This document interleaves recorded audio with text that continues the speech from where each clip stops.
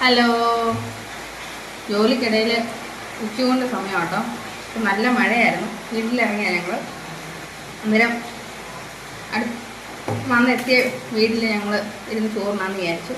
അപ്പോൾ ഇന്നത്തെ ചോറ്റുപാത്രം കണ്ടാലോ?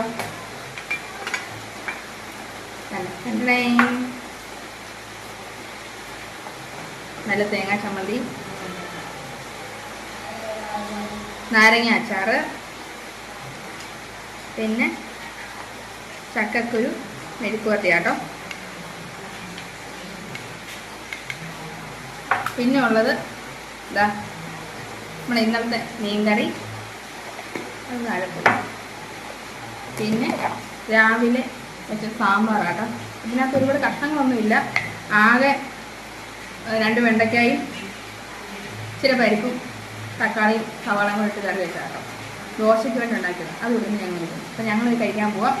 അപ്പം എല്ലാവരും കഴിച്ചിട്ട് ഉച്ചകൊണ്ട് വിഭവങ്ങളൊക്കെ കമൻറ്റ് ചെയ്യണേ. ഓക്കെ.